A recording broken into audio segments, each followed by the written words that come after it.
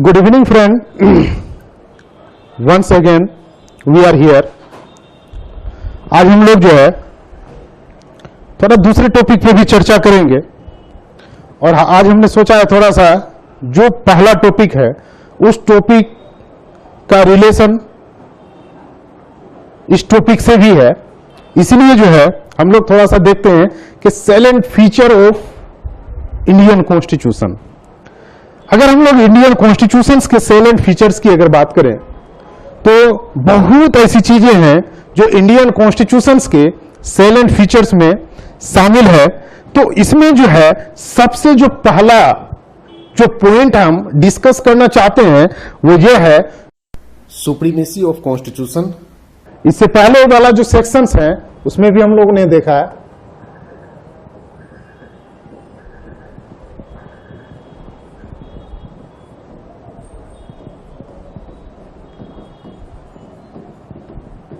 देखिए ये जो एक वर्ड है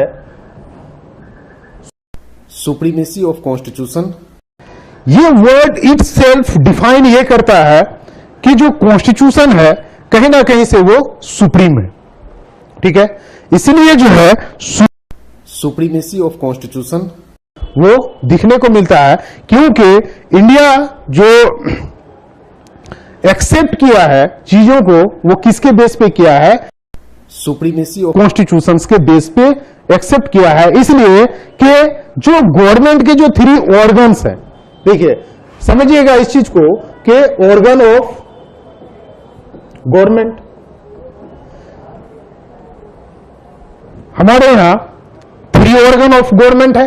ठीक है, सबसे जो पहला जो गवर्नमेंट का ऑर्गन जो दिखता है वो कौन सा है, वो है first organ is legislative, next one is executive and third one is judiciary। देखिए इस चीज को अगर हम लोग समझ जाते हैं या इस चीज को समझ गए तो इसका मतलब क्या हुआ कि हम लोग जो है पॉलिटी की जो 90% जो चीजें हैं वो समझ जाएंगे, क्योंकि इंडियन पॉलिटी एंड कॉन्स्टिट्यूशंस की जो 90% जो चीजें हैं वो किससे रिलेटेड है, वो कंप्लीट जो रिलेटेड है वो जो है सबसे पहला जो है वो है कॉन्स्टिट्यूशन से, दूसरा लेजिस्लेटिव, एग्जीक्यूटिव एंड जुडिशियरी से। ठीक है, इसका मतलब ये हुआ कि जनरली हम लोग जब बात करते हैं लेजिस्लेटिव या लेजिस्लेचर, लेजिस्लेचर का क्या मतलब होता है, to make the law, to make the law. Next जो होता है to execute the law. Next क्या होता है, to protect the law, protect the law. ये चीज तो क्लियर है।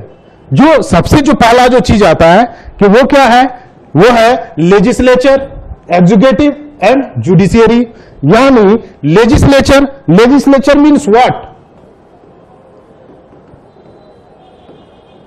Legislature means what, legislature means law making body. और लॉ कहां बनता है, हम लोग अच्छी तरह जानते हैं लॉ कहां बनता है, लॉ जो है वो बनता है कहां पर, वो जो है पार्लियामेंट में।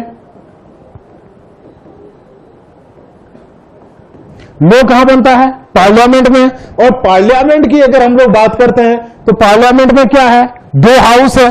पार्लियामेंट में 2 हाउस है। जो पहला हाउस है वो क्या है, वो जो है लोकसभा, लोअर हाउस। दूसरा क्या है, राज्यसभा।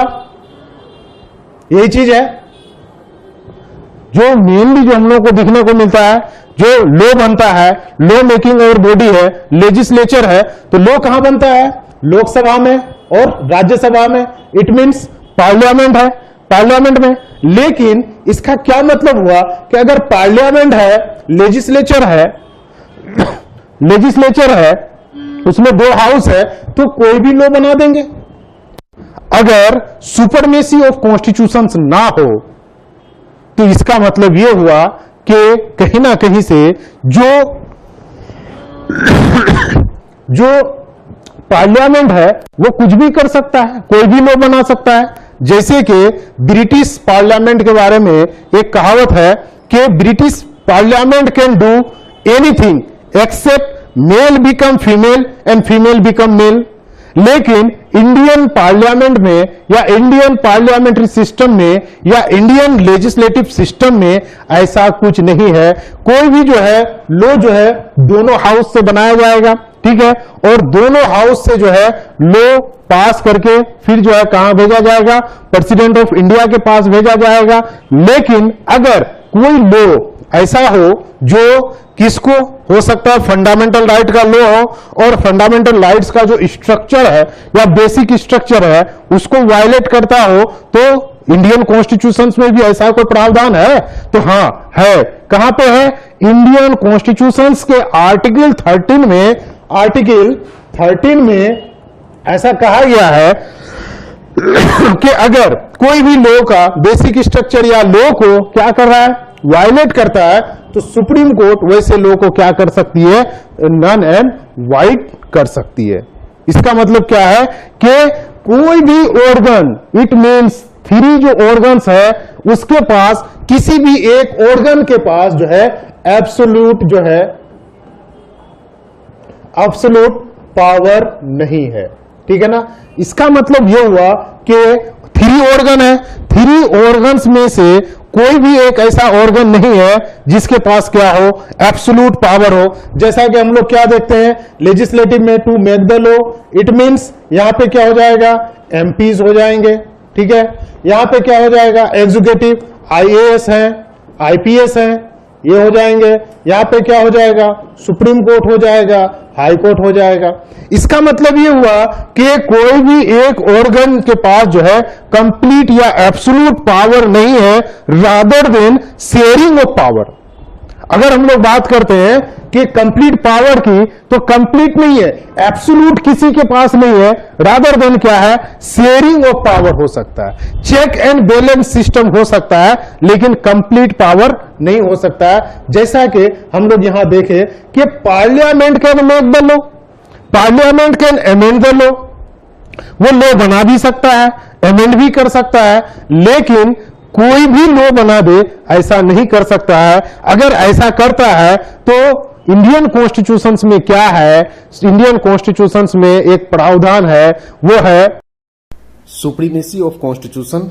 इसका मतलब ये कि आप जो है लॉ बना सकते हैं, कॉन्स्टिट्यूशंस को आप जो है डिस्ट्रॉय नहीं कर सकते हैं। तो इसका मतलब ये हुआ कि Indian parliament can't do anything like British parliament, क्योंकि ब्रिटिश पार्लियामेंट के बारे में एक कहावत है कि British parliament can do anything except male become female female, मतलब मर्द को औरत, औरत को मर्द बनाने के अलावा ब्रिटिश पार्लियामेंट कुछ भी कर सकता है। तो इंडिया में जो 3 ऑर्गन्स ऑफ गवर्नमेंट है, तीनों ऑर्गन ऑफ गवर्नमेंट के पास भी जो है क्या है, एब्सोल्यूट पावर नहीं है। इसका मतलब यह हुआ supremacy of constitution, all 3 organs is functioning on the behalf of या on the basis of constitutions. It means के कॉन्स्टिट्यूशंस के अभाव जो है कोई भी एक ऑर्गन वर्क नहीं कर सकता है। इसका मतलब यह हुआ कि लेजिस्लेचर भी नहीं कर सकता है, ठीक है। नेक्स्ट अगर हम लोग देखते हैं इसी में, तो हम लोग को यह पता चलता है कि जैसा कि हमने आपको बताया अभी अभी हम लोग जब बात किए कि एब्सोल्यूट पावर नहीं है, तो एब्सोल्यूट पावर कैसे नहीं है ये जरा देख ले।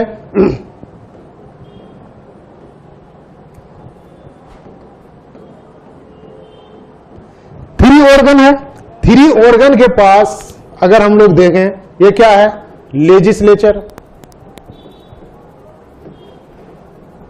नेक्स्ट अगर हम लोग देखते हैं क्या, ये जो है एग्जीक्यूटिव।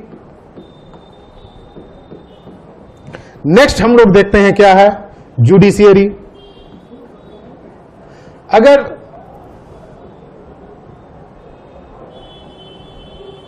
हम लोग वेन डायग्राम से भी अगर देखें तो इससे एक चीज पता चलता है कि वो क्या है, चेक एंड बैलेंस सिस्टम। क्योंकि ये तीनों किसके अंडर काम करते हैं, कॉन्स्टिट्यूशंस के अंडर में काम करते हैं। ये अगर कॉन्स्टिट्यूशन है, ठीक है, तो इसका मतलब क्या है कि ये तीनों जो ऑर्गन है किसमें वर्क करते हैं? All three organs are functioning on the behalf of constitution.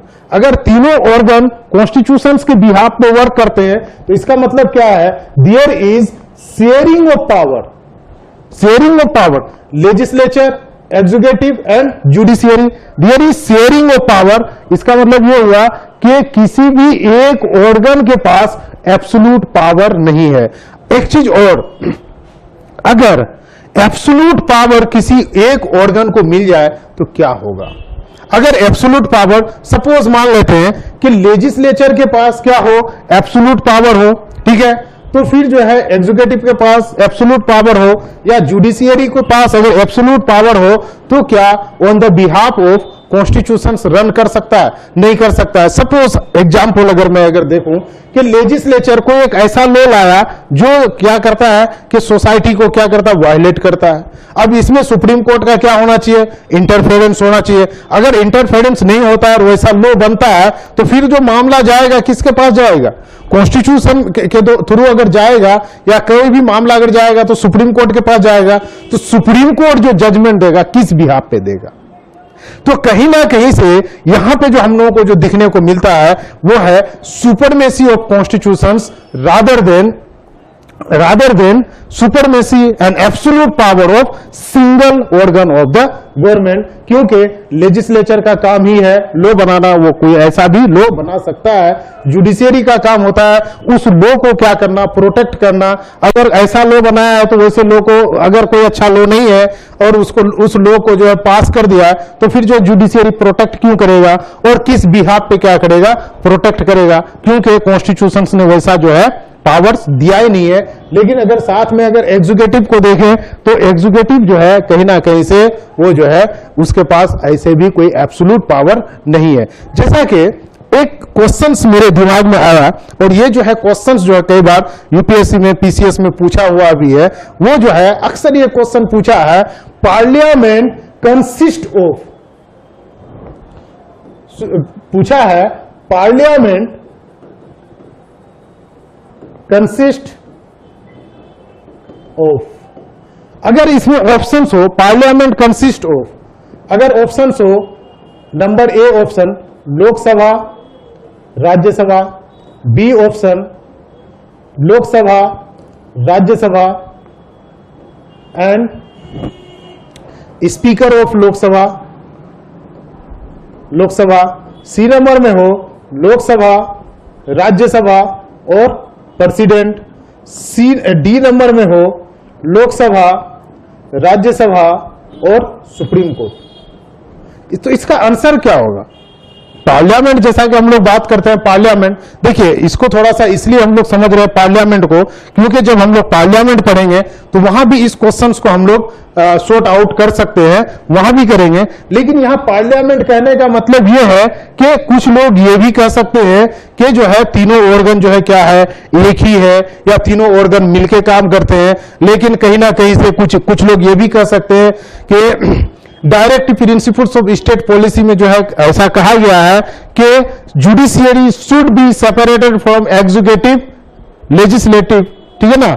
Judiciary complete क्या होना चाहिए? सेपरेट होना चाहिए एग्जीक्यूटिव और लेजिस्लेटिव से, ठीक है? तो इसका मतलब ये कंफ्यूजन हो सकता है कि फिर लेजिस्लेटिव और एग्जीक्यूटिव ही क्यों, ठीक है? तो लेजिस्लेटिव एग्जीक्यूटिव, तो यहां पे जब तक लेजिस्लेटिव और एग्जीक्यूटिव कहीं ना कहीं से देखिए ये है क्योंकि लेजिस्लेचर और एग्जीक्यूटिव जो है क्या करते हैं? कंप्लीट शेयर के साथ क्या करते हैं? वर्क करते हैं। सपोज आप आईएएस ऑफिसर बनते हैं, आपका स्किल अच्छा है, आप बहुत कम टाइम में आईएएस ऑफिसर बनेंगे तो आप सेक्रेटरी बनेंगे ना। जब आप सेक्रेटरी बनेंगे तो कहां सेक्रेटरी बन के क्या करेंगे?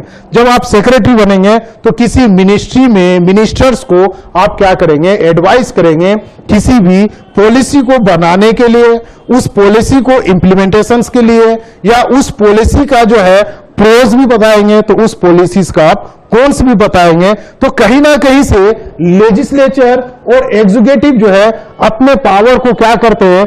शेयर करते हैं। तो ये चीज पता चलना चाहिए और शायद ये भी जो है ये भी हम लोगों को पता होना चाहिए कि पार्लियामेंट अगर लॉ बनाती है तो पार्लियामेंट जो है पार्लियामेंट में कौन कौन लोग शामिल है। ठीक है, जब पार्लियामेंट में कौन कौन लोग शामिल है तो इसलिए जो है ये क्वेश्चन अक्सर पूछा है कि पार्लियामेंट कंसिस्ट ऑफ। अगर पार्लियामेंट कंसिस्ट ऑफ कहता है तो पार्लियामेंट जहां वर्ड आता है तो हम लोग दो ही चीज जानते हैं।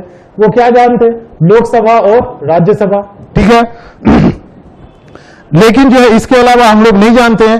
तो मैं आपको बता दूं कि parliament consist of Lok Sabha, Rajya Sabha and president. C number, Lok Sabha, Rajya Sabha and president. ये क्यों?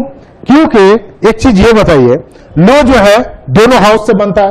एकदम क्लियर, क्रिस्टल क्लियर होना चाहिए कि लो जो है दोनों हाउस से बनता है, लोकसभा और राज्यसभा। दोनों हाउस में क्या होगा? डिबेट होगा, डिस्कशंस होगा। पहले क्या लोकसभा पास किया, लोकसभा जो है क्या किया, राज्यसभा में भेजा। ठीक है ना, राज्यसभा में भेजा। लेकिन ये डिपेंड करता है, ठीक है ना, किसी भी लो में कि वो लो जो है मनी बिल है, फाइनेंस बिल है या ऑर्डिनरी बिल है। क्योंकि तीन तरह के बिल होते हैं। जब हम लोग प्रॉपर तरीके से जब बिल्स को डिस्कस करेंगे तो उसमें भी हम लोग देखेंगे। लेकिन यहां जस्ट फॉर समझने के लिए तो लो जो है लोकसभा से आया, यहां से पास हो गया, कहां चला गया? राज्यसभा में चला गया। राज्यसभा अगर पास करे तो, ना करे तो, अगर ये मनी बिल है, ठीक है, तो ठीक है, क्योंकि पास करे तो ना करे तो मनी बिल है, तो फिर जो है ये जो है 14 डेज के बाद क्या होगा? पारित माना जाएगा, मतलब पास माना जाएगा। जस्ट फॉर समझने के लिए, दोनों हाउस से अगर लो क्या हो गया, पास हो गया, तो फिर उसके बाद जो है किसके पास जाएगा? देन उसके पास जो है कहां जाएगा? प्रेसिडेंट ऑफ इंडिया के पास जाएगा। और प्रेसिडेंट ऑफ इंडिया क्या करेगा? वहां पे सिग्नेचर करेंगे। ठीक है ना, प्रेसिडेंट ऑफ इंडिया यहां पे क्या करेंगे? साइन करेंगे। साइन करेंगे। जब तक प्रेसिडेंट ऑफ इंडिया का सिग्नेचर नहीं होता है तब तक वो जो है लो कंप्लीट नहीं होगा। ठीक है, लेकिन यहां पे भी क्या है? प्रोविजंस है। हो सकता है प्रेसिडेंट ऑफ इंडिया उस लो को क्या करे? वापस भेज दे रिकंसिडरेशन के लिए। हो सकता है उसमें वीटो पावर का भी इस्तेमाल करें। लेकिन ये सारी की सारी चीजें जब हम लोग पार्लियामेंट पढ़ेंगे या प्रेसिडेंट पढ़ेंगे तो ये चीजों को हम लोग समझेंगे, जरूर बहुत अच्छा से समझेंगे। लेकिन यहां हमको सिर्फ ये देखना है कि जो लेजिस्लेचर जो एक ऑर्गन है, ठीक है ना, जो ऑर्गन ऑफ गवर्नमेंट है, तो ऑर्गन ऑफ गवर्नमेंट में हम लोग देखते हैं सिर्फ लोकसभा और राज्यसभा नहीं, सिर्फ लोकसभा और राज्यसभा नहीं, लोकसभा, राज्यसभा और प्रेसिडेंट। इसलिए प्रेसिडेंट क्योंकि कोई भी लो जब पास होता है दोनों हाउस से तो प्रेसिडेंट का भी वहां पे क्या होना चाहिए? सिग्नेचर होना जरूरी है। देन जो है वो क्या होता है कि जो है बोथ हाउस को कौन जो है प्रिसाइज करता है, कौन जो है ये क्या कहते हैं कि क्या कहते हैं उसको जो है समापन भी करता है, संबोधित भी जो करता है वो कौन है? वो प्रेसिडेंट है। तो प्रेसिडेंट ऑफ इंडिया का पार्लियामेंट में क्या है? जरूरत पड़ता है। और ऐसे भी जनरली जब हम लोग सुनते हैं कि प्रेसिडेंट ऑफ इंडिया जो है कुछ नहीं करते हैं, वो इसलिए कहा जाता है क्योंकि प्रेसिडेंट ऑफ इंडिया कोई भी वर्क बगैर काउंसिल ऑफ मिनिस्टर्स के एडवाइस से नहीं करते हैं। क्योंकि ये चीजें जो है आर्टिकल 74 क्लाउज 1 में ये चीजें मेंशन है। There shall be a council of minister headed by prime minister aid and advice to the president. खैर बहरहाल इतना ही हम लोगों को क्या करना था। यहां पे क्या है, कोई भी एक ऑर्गन एब्सोल्यूट नहीं है, रादर देन क्या है? शेयरिंग ऑफ क्या है? पावर है। अगर शेयरिंग ऑफ पावर है तो इसका मतलब क्या है? चेक एंड बैलेंस है। जहां पे चेक एंड बैलेंस सिस्टम होता है वो गवर्नमेंट जो है क्या होगा? बहुत अच्छा तरीके से, बहुत अच्छे तरीके से, फ्रूटफुल तरीके से क्या करेगा? वो फंक्शन करेगा। इसलिए जो है कहीं ना कहीं से ये चीज हम लोगों को समझना बहुत ही जरूरी है। इसका जो दिखने को जो हम लोगों को मिलता है चीजें, वो ये दिखने को मिलता है। इट मीन्स एग्जैक्टली इसका मतलब क्या हुआ कि जो है कोई भी जो ऑर्गन है, कोई भी जो गवर्नमेंट के मशीनरी है, वो जो है किसके बगैर वर्क नहीं करेगा? कॉन्स्टिट्यूशंस के बियॉन्ड वर्क नहीं करेगा। ठीक है, अगर कॉन्स्टिट्यूशंस के बियॉन्ड वर्क करता है तो कहीं ना कहीं से इंडियन कॉन्स्टिट्यूशंस में बहुत सारे क्या है? प्रोविजंस है, प्रावधान है। वो जो है आर्टिकल 14 में भी है और कहीं ना कहीं जो है आर्टिकल 32 में भी है। आर्टिकल 32 में जो है बहुत सारे ऐसे जो है क्या कहते हैं प्रावधान है, ठीक है। तो ये सारी की सारी चीजें दिखने को मिलता है, लेकिन उसके बावजूद भी अगर यहां देखा जाए तो कहीं ना कहीं से parliament is more powerful rather than executive and judiciary. नहीं, अगर हम लोग बात करते हैं यहां पे अगर हम लोग देखें 3 ऑर्गन, तो 3 ऑर्गन में पहला जो ऑर्गन दिखने को मिला लेजिस्लेचर, ठीक है ना। Legislature is more powerful rather than executive and judiciary, ठीक है। ऐसा क्यों? ऐसा इसलिए क्योंकि parliament is a law making body, ठीक है ना। और इसमें जो है बहुत सारी जो है चीजें और भी हम लोगों को दिखने को मिला, क्योंकि यहाँ पे जो हम लोगों को क्या दिखने को मिला, डेमोक्रेसी भी दिखने को मिला, क्योंकि डेमोक्रेटिक तरीके से लोग आते हैं और पार्लियामेंट क्या करती है, कोई भी लॉ को जो है बनाती भी है, अमेंड भी करती है। तो कहीं ना कहीं से parliament is a supreme rather than 2 rest of the organs of the government, ठीक है। तो कहीं ना कहीं से ये जो सुपरमेसी का जो कॉन्सेप्ट है ये जो है ये दिखने को मिलता है, और सुपरमेसी होना भी चाहिए किसका, कॉन्स्टिट्यूशंस का, क्योंकि अगर सुपरमेसी ऑफ कॉन्स्टिट्यूशन ना हो, क्योंकि कॉन्स्टिट्यूशंस के बेसिस पे या रूल के बेसिस पे किसी भी देश का अगर कॉन्स्टिट्यूशन नहीं कोई भी देश रन नहीं करता है तो कहीं ना कहीं से प्रॉब्लम बिकम सेम, ठीक है ना। नेक्स्ट अगर हम लोग बात करते हैं वो क्या है, यहां पे क्या है, सिंगल सिटीजनशिप, ठीक है। हिंदुस्तान में क्या है, सिंगल सिटीजनशिप है। ये जो है साइलेंट फीचर का ही जो है क्या है, एक पार्ट है। तो सिंगल सिटीजनशिप का क्या मतलब है भाई? सिंगल सिटीजनशिप का मतलब ये है कि इंडिया में क्या है, देखिए यहां पे देखिएगा यूनिटरी फॉर्म है, यहां क्या है, बाई कैमरल सिस्टम हम लोगों को दिखने को मिलता है। मतलब क्या है, unitary form and federal feature, ठीक है। एक तरफ क्या है यूनिटरी, दूसरा क्या है फेडरल, ठीक है। यूनिटरी मींस यूनियन और फेडरल मतलब division of power central to the state to the local level, मतलब डिवीजन ऑफ पावर।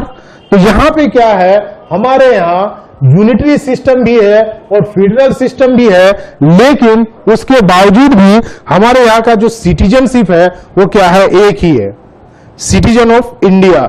जैसा कि यूनाइटेड स्टेट्स ऑफ अमेरिका में हम लोगों को जो दिखने को मिलता है वहां क्या है, डुअल सिटीजनशिप है। एक सिटीजनशिप किसका, एक सिटीजनशिप जो है वो किसका दिखने को मिलता है, वो जो है स्टेट का, और दूसरा जो सिटीजनशिप दिखने को मिलता है वो है यूनियन का। तो हमारे यहां सिटीजनशिप का जो कॉन्सेप्ट है वो क्या है, सिंगल है, ना कि डबल है। लेकिन इसको थोड़ा सा अगर यूनिटरी, यूनियन और फेडरल, देखिए यूनिटरी का मतलब यूनिटरी फॉर्म, फेडरल फीचर्स का मतलब जो है अगर दिखने को मिलता है तो जैसा कि हम लोग बात करते हैं क्या, हमारे यहां सुप्रीम कोर्ट क्या है, एक है। सिटीजनशिप है वो सिंगल सिटीजनशिप है, ठीक है। उसके बाद जो है अगर फेडरल की बात करते हैं तो क्या है, सेंट्रल स्टेट रिलेशंस को बांध के रखता है, वो कौन है, यूपीएससी है। दूसरा क्या है, आर्टिकल 280 फाइनेंस कमीशन। तो ऐसी सारी चीजें हैं जो क्या करता है, हमारे यूनिटरी फॉर्म और फेडरल फीचर्स को क्या करता है, कंट्रोल करता है। इस वजह से भी हम लोग कह सकते हैं कि इंडिया का जो फेडरलिज्म है वो क्या है, क्वासी फेडरल है, ठीक है। ना ही तो कंप्लीट यूनिटरी है और ना ही कंप्लीट फेडरल है, बल्कि क्या है, इंडिया का जो फेडरलिज्म है वो क्या है, क्वासी फेडरल है, ठीक है। और ये जो है कहीं ना कहीं से हमारे यहाँ बहुत अच्छा दिखने को भी मिलता है, ठीक है ना। एक बहुत इंपॉर्टेंट पॉइंट, और वो पॉइंट ये है कि इंडिया का जो कॉन्स्टिट्यूशन है वो क्या है, लेंदी,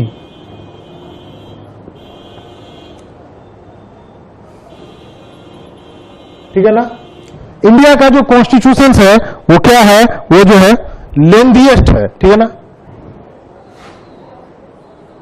ठीक है ना, लेंदीएस्ट कॉन्स्टिट्यूशन। अच्छा, जब हम लोग लेंदीएस्ट कॉन्स्टिट्यूशन की बात करते हैं तो इसका मतलब क्या हुआ कि जो इंडिया का जो कॉन्स्टिट्यूशन है, लेंदीएस्ट का मतलब ये हुआ कि सबसे ज्यादा, सबसे बड़ा क्या है, संविधान है।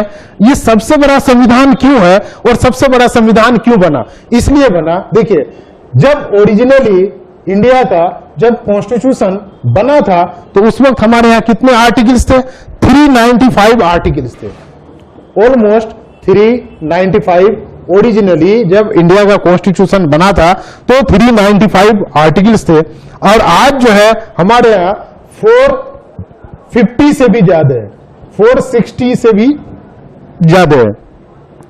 इसका मतलब यह हुआ कि 450, 460 या 395 इतने आर्टिकल्स का मतलब समझ रहे हैं? इसका मतलब क्या है कि इंडिया का जो कॉन्स्टिट्यूशन को बनाया गया है उसमें जितने भी प्रावधान है, एक एक प्रावधान को बहुत अच्छी तरीके से उसको जो है क्लाउज के साथ क्या किया गया है, इंडियन कॉन्स्टिट्यूशन में सब मर्ज किया गया है, उसमें जोड़ा गया है, ताकि भविष्य में या ताकि कभी भी किसी भी तरह का कोई प्रॉब्लम्स या किसी भी तरह का कोई इशू इरप्ट ना हो। लेकिन वह क्या है कि इतने सारे आर्टिकल्स होने के बाद भी, ठीक है, वह क्या है कि फिर भी अभी हमें किसकी जरूरत पड़ रही है, वो जो है हमें जो है उसमें जो है सर्टेन अमेंडमेंट की जरूरत पड़ रही है। साथ में जो है सर्टेन किसकी जरूरत पड़ रही है, सर्टेन जो है प्रावधान, सर्टेन प्रोविजंस को जो है इंडियन कॉन्स्टिट्यूशन में किसकी जरूरत पड़ रही है, इंसर्ट करने की जरूरत पड़ रही है। तो पहले जो है हम लोग देखते थे कितने 395 आर्टिकल्स थे, अभी जो है कितने ऑलमोस्ट आर्टिकल है 450, 460 जो है आर्टिकल्स है। इसमें जो है पार्ट कितने हैं, तो पार्ट जो है पहले कितने थे, 22 थे, अब कितने हैं, 26 पार्ट है। शेड्यूल कितने हैं, तो पहले 9 थे, अब कितने हो गए, 12 शेड्यूल हो गए।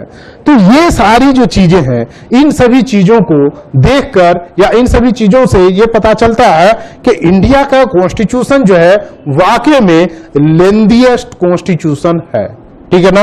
और लेंथीएस्ट कॉन्स्टिट्यूशन है, इसका मतलब यह है कि एक एक चीज को क्या किया गया है, बारीकी से जो है मेंशन किया गया है, बारीकी से जो है इंडियन कॉन्स्टिट्यूशन में इंसर्ट किया गया है। इसीलिए जो है मेरा संविधान क्या हुआ है, लेंथीएस्ट हुआ है, और इसीलिए जो है मेरे संविधान को जो है लेंथीएस्ट कहा जाता है। तो ये जो है कहीं ना कहीं से जो है बहुत इंपॉर्टेंट सेक्शंस है। बाकी जो है पार्ट इसलिए है कि इतना बड़ा संविधान है, तो हम जो है किस तरह से आसानी से जो है उसको क्या कर सके, समझ सके। दूसरा जो है शेड्यूल में इसलिए रखा गया है ताकि जो है जो हमारे कॉन्स्टिट्यूशंस के प्रावधान है, नॉर्म्स है, हम उसको आसानी से क्या कर सके, पढ़ सके, समझ सके, और किसी भी तरह की जो हमें किसी भी तरह का कोई प्रॉब्लम या किसी भी तरह का कोई इशू ना हो, ठीक है। नेक्स्ट जो हम लोगों को जो दिखने को मिलता है वो जो है फ्लेक्सिबल, ठीक है ना, और रिजिड। ये भी जो है एक क्या है, पॉइंट है इंडियन कॉन्स्टिट्यूशन में कि फ्लेक्सिबल, इंडिया का कॉन्स्टिट्यूशन जो है फ्लेक्सिबल भी है, रिजिड भी है। ये दो चीजें हैं, एक जो है फ्लेक्सिबल भी है और दूसरा क्या है, रिजिड है। तो फ्लेक्सिबल क्यों है, रिजिड क्यों है, ठीक है। ये जो दो चीज है, ये दोनों चीजें जो है कहीं ना कहीं से इंडियन कॉन्स्टिट्यूशन में हमें दिखने को मिलता है। क्योंकि हम लोग साइलेंट फीचर्स देख रहे हैं, तो ये भी चीजें हम लोगों को थोड़ी बहुत पता होनी चाहिए, ठीक है। फ्लेक्सिबल और रिजिड, देखिए फ्लेक्सिबल इसलिए है कि इंडियन कॉन्स्टिट्यूशन को बहुत ही आसानी से क्या किया जाए, अमेंडमेंट किया जाए, उसका मतलब अमेंड किया जाए। इंडियन कॉन्स्टिट्यूशन का बहुत आसानी से क्या किया जाए, अमेंडमेंट किया जाए। और रिजिड इसलिए है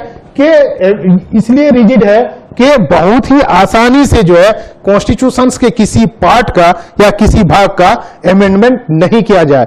जैसा कि हम लोग जो है बात करते हैं जो है कि आसानी से अमेंडमेंट का मतलब क्या होता है, आसानी से अमेंडमेंट का मतलब यह होता है कि जैसे होता क्या है कि कोई सिंपल मेजोरिटी से बिल पास हो रहा है, कोई स्पेशल मेजोरिटी से बिल पास हो रहा है, कोई ऐसा बिल है जिसको आर्टिकल 368 के तहत क्या करना पड़ता है, पास करना पड़ता है। लेकिन अगर सिंपल मेजोरिटी है तो इसका मतलब क्या है, सिंपल मेजोरिटी है तो कोई प्रॉब्लम नहीं है। लेकिन अगर स्पेशल मेजोरिटी है तो फिर स्पेशल मेजोरिटी से अगर पास करना पड़ता है तो वो क्या है, कहीं ना कहीं से यहां पे टफ हो जाता है, यहां पे जो है फ्लेक्सिबिलिटी नहीं रहता है, लेकिन जो है यहां रिजिडिटी आ जाती है।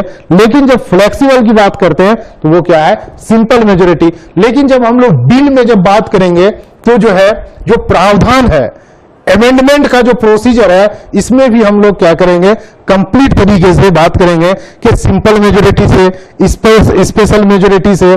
जैसे कि हम लोग बात करते हैं कि किसी भी स्टेट को क्रिएट करना है, जैसे हम लोग आर्टिकल 1 पढ़ेंगे, India British Bharat, India shall be a union of states, ठीक है ना। आर्टिकल 2 में जो कहता है कि सेंटर जो है क्या कर सकता है, किसी भी स्टेट का नाम क्या कर सकता है, चेंज कर सकता है। उसके बाद क्या कर सकता है, उसका जो है बाउंड्री को बढ़ा सकता है, नया स्टेट क्रिएट कर सकता है। तो ऐसे कंडीशंस में किसकी जरूरत पड़ती है, ऐसे कंडीशंस में हम लोगों को जो है सिंपल मेजोरिटी की जरूरत पड़ती है। लेकिन अगर अमेंडमेंट करना हो किसी भी कॉन्स्टिट्यूशंस के पार्ट में, किसी भी आर्टिकल्स में, तो वहां पे क्या करना होगा, हमें जो है स्पेशल मेजोरिटी की जरूरत पड़ सकती है, या आर्टिकल 368 की भी जरूरत पड़ सकती है।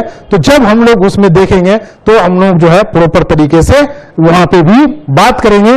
लेकिन फ्लेक्सिबल इसलिए है कि आसानी से हम क्या कर सकते हैं, इंडियन कॉन्स्टिट्यूशंस का अमेंडमेंट कर सकते हैं। लेकिन रिजिड इसलिए है कि हम जो है आसानी से किसी भी इंडियन कॉन्स्टिट्यूशंस के पार्ट का जो है अमेंडमेंट नहीं कर सकते हैं। अगर इसमें थोड़ा सा और समझना है तो इसमें हम कह सकते हैं कि केशवानंदा भारती केस, केशवानंदा भारती केस, जैसा कि प्रियम्बल में बात आई कि क्या प्रियम्बल कॉन्स्टिट्यूशंस का पार्ट है।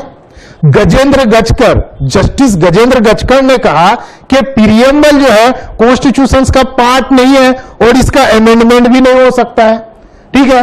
लेकिन बाद में जब केशवानंदा भारती केस आया तो कहा कि केशवानंदा भारती केस ने कहा कि प्रियम्बल जो है कॉन्स्टिट्यूशंस का पार्ट है और इसका अमेंडमेंट भी हो सकता है, लेकिन basic structure should be apply. तो अब कहा कि बेसिक स्ट्रक्चर क्या है।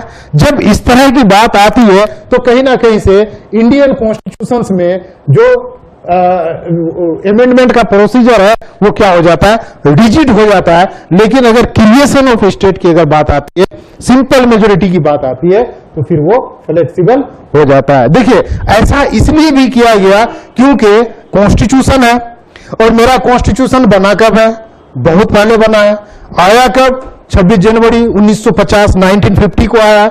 लेकिन उस वक्त का जो सोसाइटी का जो प्रॉब्लम था और आज जो सोसाइटी का जो प्रॉब्लम है कहीं ना कहीं से डिफरेंट है। उस वक्त जो सोसाइटी का प्रॉब्लम था वो क्या था कि एजुकेशन रेशियो को बढ़ाना है, लोगों को प्रॉपर तरीके से रोटी कपड़ा और मकान देना है, ठीक है, इंडस्ट्रीज को इस्टेब्लिश करना है। आज ये प्रॉब्लम है ही नहीं। आज किसकी प्रॉब्लम है, मीडिया की प्रॉब्लम है। आज किसकी प्रॉब्लम है, सोशल मीडिया की प्रॉब्लम है। आज किसकी प्रॉब्लम है, टेक्नोलॉजी की प्रॉब्लम है। कल जो क्राइम था, क्राइम का नेचर कुछ और था।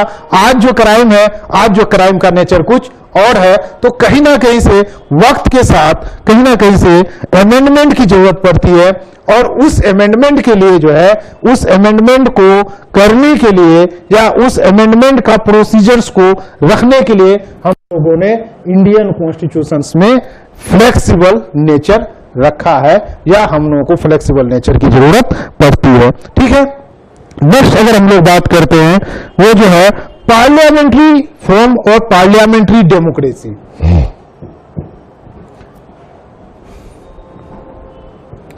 पार्लियामेंट्री डेमोक्रेसी, देखिए पार्लियामेंट्री फॉर्म ऑफ डेमोक्रेसी का मतलब यही है कि हम लोग जो है प्रेसिडेंशियल फॉर्म ऑफ जो गवर्नमेंट है उसको एडॉप्ट नहीं किए हैं। हम लोग जो है एडॉप्ट किए हैं, वो कौन से फॉर्म ऑफ गवर्नमेंट को एडॉप्ट किए हैं, वो है पार्लियामेंट्री फॉर्म ऑफ गवर्नमेंट या पार्लियामेंट्री फॉर्म ऑफ डेमोक्रेसी को हम लोग क्या किए, एडॉप्ट किए हैं। अगर पार्लियामेंट्री फॉर्म ऑफ डेमोक्रेसी है, देखिए यहां दो वर्ड है, पहला क्या है पार्लियामेंट, दूसरा क्या है डेमोक्रेसी। ये दोनों वर्ड हम लोग क्या करते हैं देख लेते हैं। पार्लियामेंट मीन्स व्हाट, अभी जस्ट कुछ देर पहले हम लोग इसी सेक्शंस में क्या किए, डिस्कस किए। Parliament means Lok Sabha, Rajya Sabha, president भी जोड़ना चाहें तो जोड़ दीजिए, क्योंकि प्रेसिडेंट भी जो है अभी अभी जस्ट हम लोग एक क्वेश्चन के थ्रू जो है देखे, ठीक है। दूसरा क्या है, ये जो है डेमोक्रेसी। डेमोक्रेसी मीन्स क्या, democracy means people's participation, people's rule, ठीक है ना। पीपुल्स पार्टिसिपेशन, पीपुल्स रूल, इसका मतलब क्या है, for the people, by the people, on the people, जो कॉन्सेप्ट है जनता का, जनता द्वारा और जनता के लिए। इट मीन्स ये कि पार्लियामेंट्री डेमोक्रेसी का मतलब ही ये हुआ कि यहां पे people is supreme and people make their government. हर लोगों के पास क्या है, पावर है, ठीक है, कि वो जो है क्या करेंगे, अपने रिप्रेजेंटेटिव चुनेंगे, those who have complete the age of 18 years under the article 326 of the Indian constitution. इसके बिहाफ पे जो 18 साल पूरा कर चुका है उसके पास क्या है, पावर है कि वो अपना क्या करे, रिप्रेजेंटेटिव चुने। और वो रिप्रेजेंटेटिव क्या करेंगे, चुनने के बाद जो है कहां आएंगे, वो जो है पार्लियामेंट में आएंगे। और पार्लियामेंट में आने के बाद मेरे ही बिहाफ पे वो क्या करेंगे, वो जो है पॉलिसीज को बनाएंगे और जो है साथ में क्या करेंगे और क्या करेंगे, मेरे ही बिहाफ पे वो क्या करेंगे, पॉलिसीज को बनाएंगे, कॉन्स्टिट्यूशंस में अमेंडमेंट करेंगे और कॉन्स्टिट्यूशंस में क्या करेंगे, वो जो है चेंज भी करेंगे और कॉन्स्टिट्यूशंस को जो है रन भी करेंगे, ठीक है।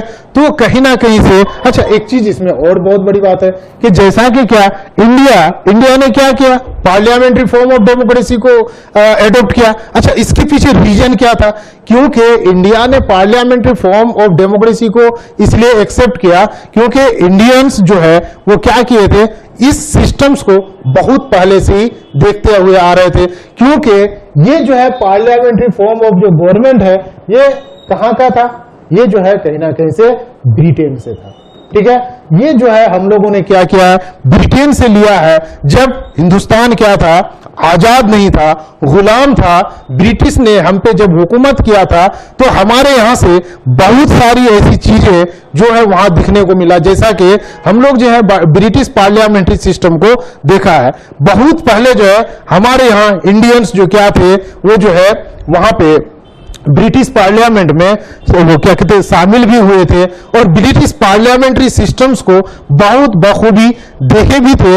इसलिए इस सिस्टम्स को क्या था, एडॉप्ट करना बहुत ही आसान था, क्योंकि प्रेसिडेंशियल फॉर्म ऑफ गवर्नमेंट को भी एडॉप्ट किया जा सकता है, जो कि कहां था, यूनाइटेड स्टेट्स ऑफ अमेरिका में है। लेकिन उस सिस्टम्स को हम लोगों ने एडॉप्ट नहीं किया है, लेकिन हम लोग क्या किए हैं, पार्लियामेंट्री सिस्टम्स को एडॉप्ट किए हैं। और साथ में जो है पार्लियामेंट का देखिए एक चीज तो और है कि यहां पार्लियामेंट्री सिस्टम्स को एडॉप्ट करने का मतलब यह भी था कि इंडिया में हर सेक्शन, हर सोसाइटी, मतलब आर्टिकल 15 और आर्टिकल 16, ठीक है ना, तो इस तरह की भी चीजें हम लोगों को देखने को मिला।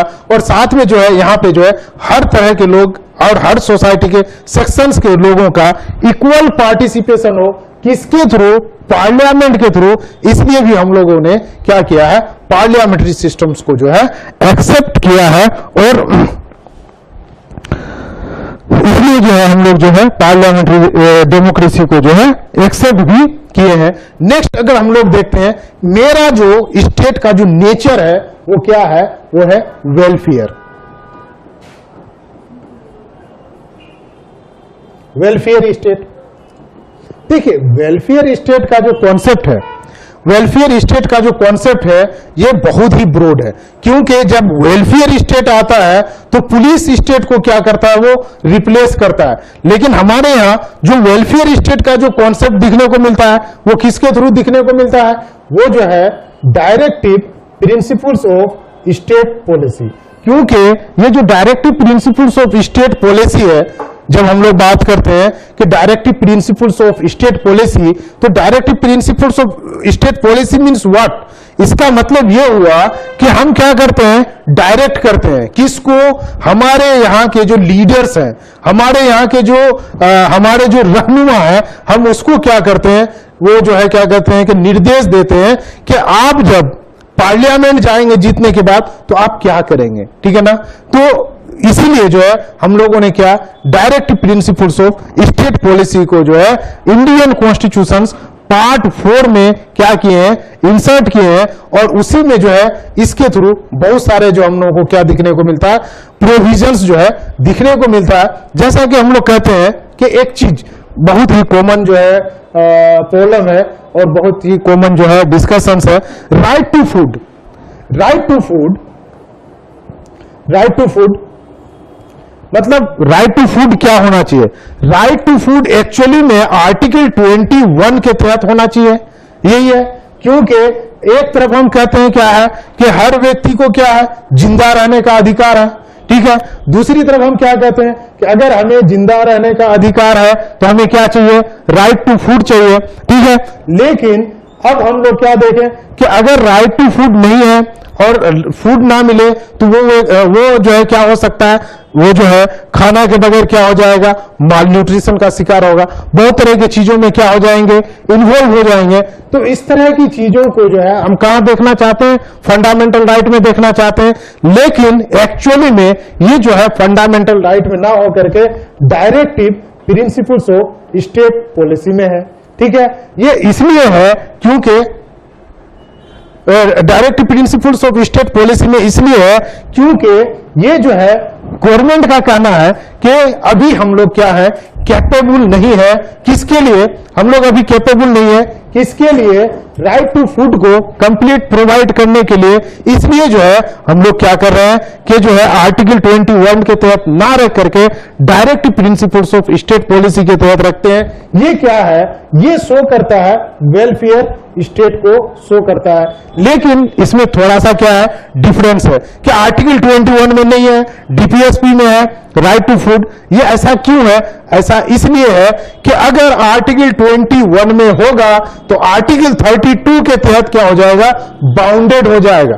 क्योंकि अगर मेरे फंडामेंटल राइट्स का वायलेशन होता है या लीगल राइट्स का वायलेशन होता है, तो फंडामेंटल राइट्स का वायलेशन हुआ तो आर्टिकल 32 के तहत हम कहां जा सकते हैं, सुप्रीम कोर्ट जा सकते हैं। और आर्टिकल 21 जो है क्या है, आर्टिकल 21 क्या है, फंडामेंटल राइट का पार्ट है। उसी तरह से जो है ये क्या हो जाएगा, जस्टिसिएबल हो जाएगा। इसीलिए जो है राइट टू फूड को जो है हम लोग कहां रखे हैं, directive principles of state policy में रखे हैं, क्योंकि वो जस्टिसिएबल नहीं है। लेकिन कहीं ना कहीं से ये सब चीजें जो है क्या करता है, शो करता है किसके लिए, हमें जो है वो वेलफेयर स्टेट्स बनाने के लिए।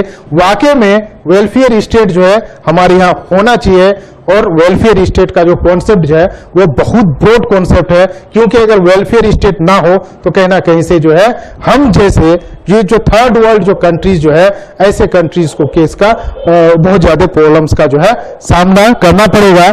अल्टीमेटली हम लोग जो है इस पे बहुत सारे और भी बात करेंगे, डिबेट करेंगे, डिस्कशंस करेंगे, ठीक है।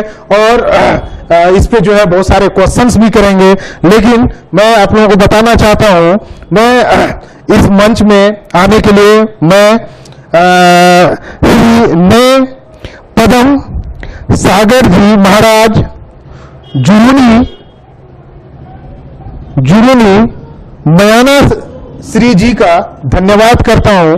और साथ में दिल्ली से संजय जी संकलेचर जी का भी धन्यवाद करता हूं। और साथ में गुजरात से मेहुली जी रूपानी जी का भी शुक्रिया अदा